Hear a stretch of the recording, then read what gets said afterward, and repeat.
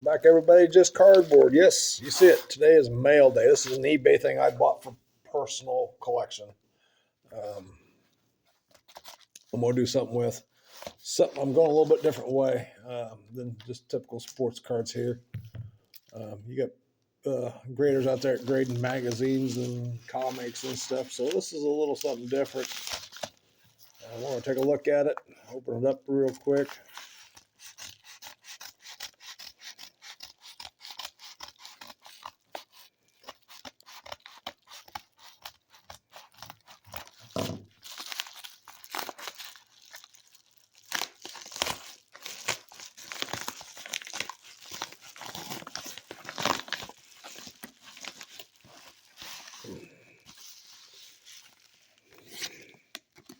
You see it right there.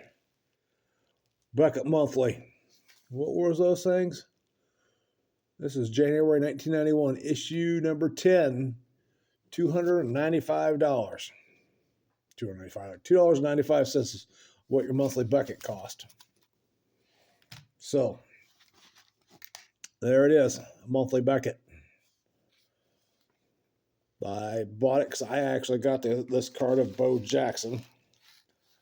And I think I'm going to have the card graded, and I think I'm going to have the magazine graded. We're going to take a look here.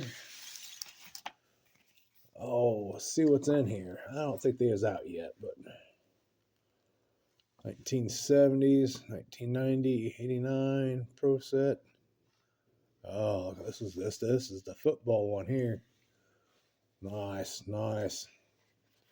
The football one. This is the football monthly bucket here. So I actually got the card for this. I was thinking about grading the bucket and this bucket. And thinking about 91. It's starting to make me think because I know what it was. Maybe starts thinking a little bit here. I actually remember pulling this right here. We'll get this off the side. Pulling this. This is a 1991 Top Stadium Club Frank Thomas. This is Frank Thomas's rookie year. This card was like a $50 card back in 1991. I just checked eBay here a little while ago. You can buy this card for like $2.95 free shipping off eBay. Back when you first opened packs at a Top Stadium Club, it was like $50. And back in the day, Beck used to have like top price, bottom price. So most dealers that you sell your cards to gave you half a top price. So if it was $50 for that Frank Thomas card, you got $25. Or bottom price, which bottom price was usually half price of top. So depending on what dealer you had, they gave you bottom price or half a top price. And the other thing I also got from this guy was this right here. This is a charter member commemorative Nolan Ryan medallion. It's kind of heavy. I never got one of these because I was never actually a charter member, I guess. So, I mean, I just bought Top Stadium Club. I never became a charter member. So, double bagged for sure. It's a little rough because it's like probably 1990, 91, 92. Holy cow. This thing is heavy. I can't tell you what it weighed. I do have a scale. We can weigh it, but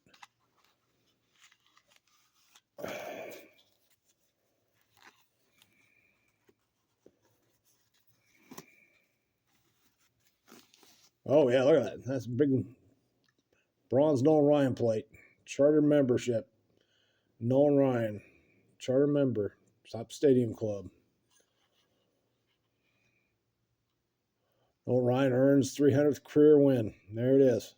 That thing is heavy. It's not card thick. I mean, it's thick. I don't even think it'd fit a mag. At least not a thin one. But yeah. Heavy. Nice. I bought that in the magazine. It kind of brought me back to the days I was collecting. A little nostalgia there. Actually, I thought that was more like a card than a medallion, but definitely heavy. So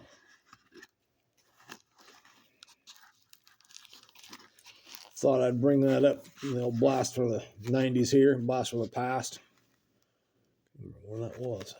I didn't give a year on it.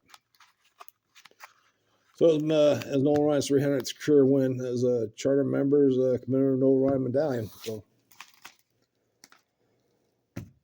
that was it. That was my mail day from eBay. The only thing I got was the bucket here. Like I said, I think I'm going to go into not grading cards with Beckett, but I do have this card, this Super Bowl or whatever. I do have that card. Thinking about getting that card graded, getting this magazine graded, and have it together because I do collect some Bo Jackson stuff. Bo Jackson's one of the people I collect, and Michael Jordan is another one. I have a few Noah Ryan things I do kind of keep around, but I'm mostly Michael Jordan, and probably the next biggest thing would be Bo Jackson. So that's all I have for you is my mail day. Talk about what price of cards were back in 1991, according to Beckett. Heck, where's that at? Maybe I still have it up here. I might have my, I said I might. I didn't say I would, for sure. I'm not seeing it. Usually I thought I had, oh, there it is. We might just do a price check on a 1988 Topps Bo Jackson. Let's just speak of the Bo. We got the Bo magazine out from Beckett. What is a 1988 Topps Bo Jackson worth? Let's go back to 1989, 1980, 80. Let's get too far back there. 87, 88, 89, 89 score, 89 Topps. What's the number on that card? Number 327. Let's go to the price guide and see if we can find number 327.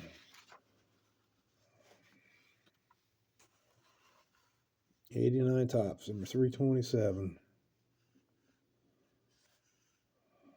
No, that wasn't it. 1980, 1989, 1988. I gotta get it right. I was wrong. I was 89. It was 1988. 83. 327. Okay, go back. Page. We're back on the right page. Just I was on the wrong year.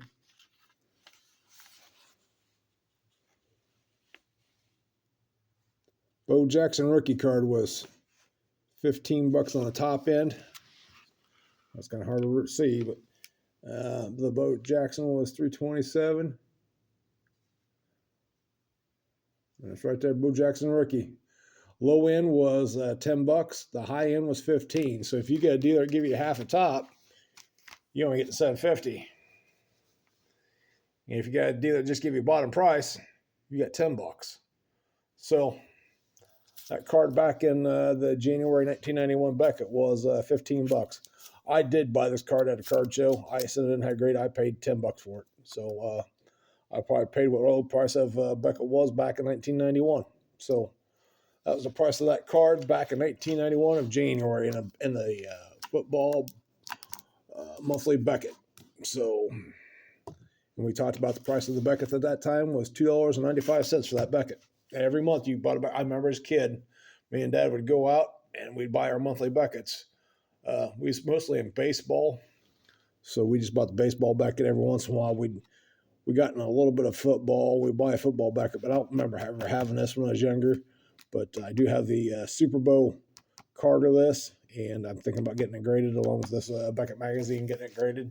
So a little nostalgia for me. One my dad and I used to collect when I was younger. My dad was no longer around, so that's kind of why I got back in the hobby. I went back to my house where all my stuff was, well, not all my stuff, but where my collections were at. And I was looking around. I'm like, what am I going to do with all this stuff? And that's kind of when I got back in the hobby again back in at the end of 2020, my dad passed away. So in December, so about 2021, I got back in the hobby again. Been back into it because I brought, grabbed that collection out of my mom and dad's house as a kid. my baseball card collection. It kind of brought back memories of me and Dad collecting cards together. And I've been seeing that more and more at these card shows. You see families come in, do the Pokemon, football, baseball, basketball cards. They're all doing it together. You know, we got the father, son, and you also even got the wife in there too, and the daughter. I mean, now you're seeing the whole family involved with it.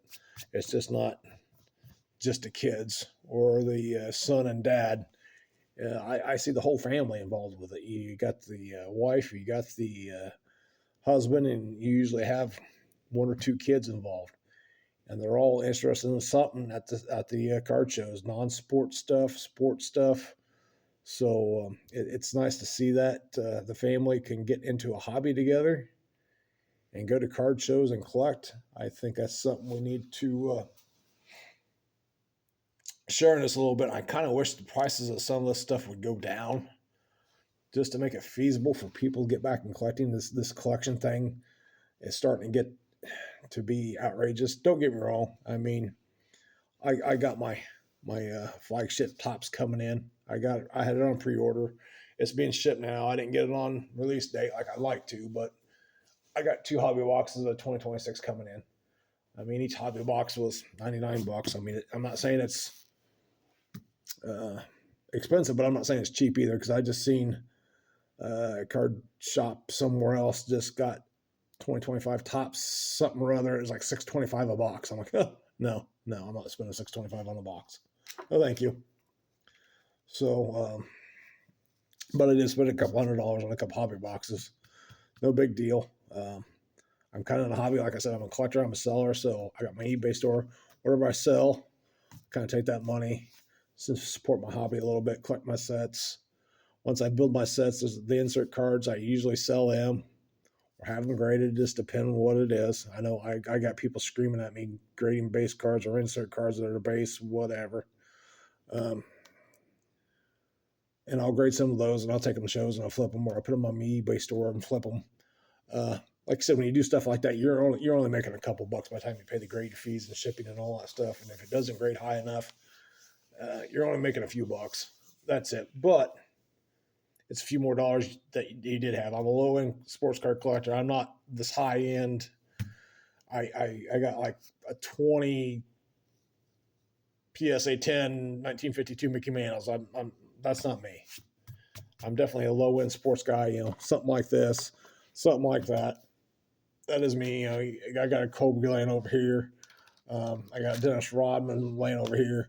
I mean, that's me. I'm the low end sports card guy. I'm not the 1951 Bowman, 1952 Mickey Mantle guy, or the 68 PSA 10 Johnny Benches I don't have laying out everywhere. That's not me. So I'm definitely a low end sports guy. Like I said, if I get insert sets or something, I get a decent card, I'll send it somewhere, get it graded, sell it, make a few bucks off of it. Helps support my hobby, what I'm doing. Helps me buy my box of Flagship Series 1, Flagship Series 2. And like I said, this year, Flagship update was getting stupid in prices, especially on the secondary market. And I ended up just buying Topps Holiday from Walmart. It was a lot cheaper than the update. And I enjoyed building that set. I mean, it was only a 200 card set, but I enjoyed building it. So it's everybody's got their own money. So it's your collection, your money. Do what you think you want to do with it. And don't listen to everybody out there in this hobby. I think I like watching some of those YouTube people, not the influencers so much. Jeff Wilson, I'm not much into him or whatever. A guy named Orlando, he did a YouTube thing, and he was talking about don't listen to the influencers. Yeah, don't listen to the people in the hobby. Don't listen to the influencers. Do what you can do with what funds you have, and collect what you like collecting. If you just want to go out there and you just want to collect Bo Jackson or Frank Thomas or Michael Jordan cards, or you just want to get the latest rookies and that's all you collect, and that's what you have funds for, do it. Have fun with it and be within your means. That's all I'm going to ask anybody to do. And if somebody yells and cusses you or calls you stupid for doing that, so be it. Maybe they're the stupid ones spending thousands and thousands of dollars and not getting nothing out of it. Maybe you're not the stupid one. Maybe you're the smart one. They're the stupid one. So everybody, be good, be safe. Until next time, catch you later. Bye for now.